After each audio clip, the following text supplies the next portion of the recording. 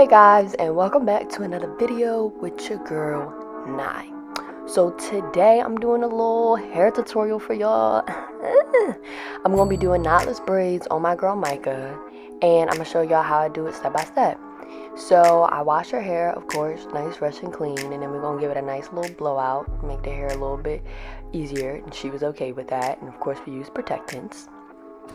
Now I'm just parting the hair. I'm sectioning it from the top and the bottom, so 2 parts, right really smack in the middle of the head. You want to make this part as much in the middle as you can.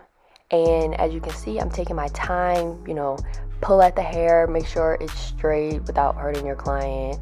Then I go through with the beeswax and I put that on the part and to slick the hair going the direction it is, either down or up.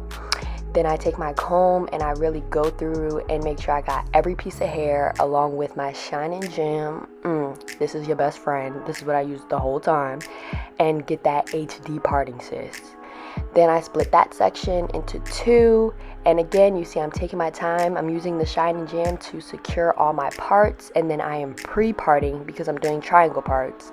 And I find it's more beneficial to do it this way rather than parting when you go, because sometimes you'll part it and then you'll miss a section or be like, oh, if I would have moved this over like 2 inches, it would have been so much better. So pre-parting is definitely a big suggestion for any parting, but specifically triangle parting.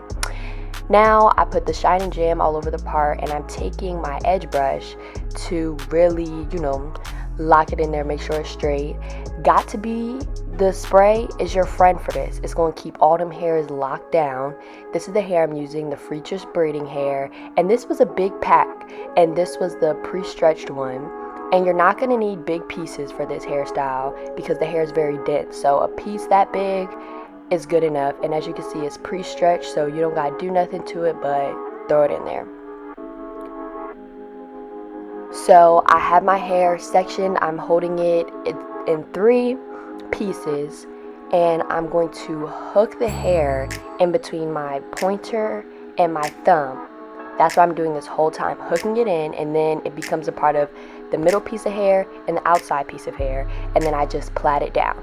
So hook it, connect it to the pieces, braid it down. And you're going to be using Shine and Jam to lay down the natural hair as you go, because you don't want that hair sticking out.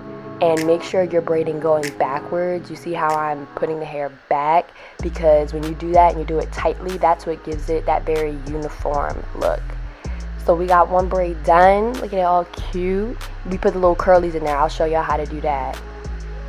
Again, just the Shine and Jam, some got to be spray, section, after brushing it, section the pieces off in 3,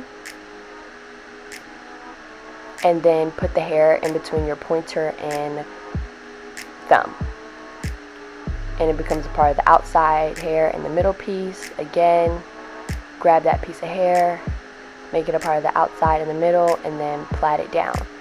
Also, when braiding, make sure that you tug a little bit on the natural hair just to make sure that the section is very tight, because sometimes when adding the hair, you loosen up your grip to make sure the hair is in there nicely, but in doing that, sometimes you'll lose your grip on the natural hair. So if you tug on that a little bit to make sure that it's in there, you'll have perfect parts.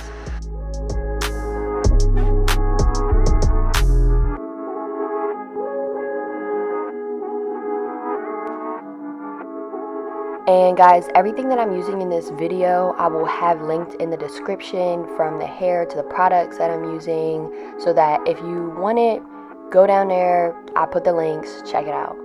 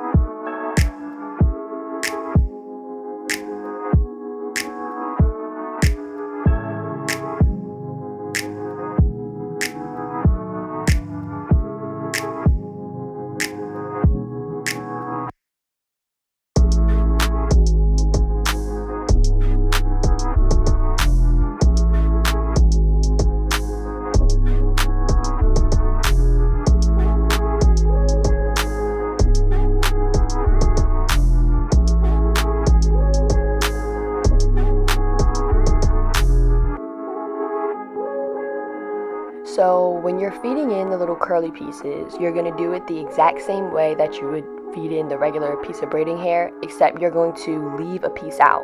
So the piece that you would put on, you put a piece for the middle and the end outside piece. I hope this makes sense. You're going to leave a piece out, and then I used one piece each section of hair, and when I got towards the bottom, you can see I section it out a little bit. I'll pull that piece out, and so then I can get 2 curls in one braid. I hope that makes sense. If y'all want a more detailed video on that, I can do that, but I was just trying to explain how to quickly pull out pieces of hair and add it in.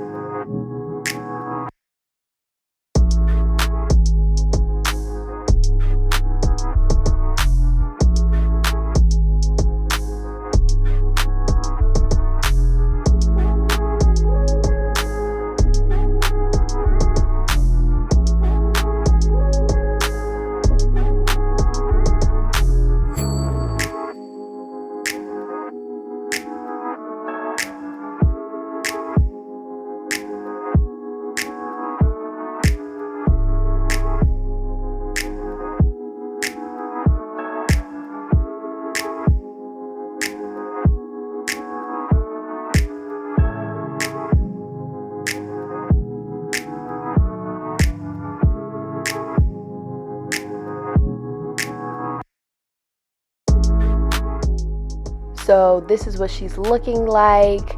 You know, we got the curly pieces in there, the uniform braids, and the ends are a little straggly right now, but I'm gonna dip them and it's gonna make them so much smoother. But I'm only dipping the ends of the braids, okay, not the curly hair pieces. You're going to not want to get those in the boiling water, just the end of the braids.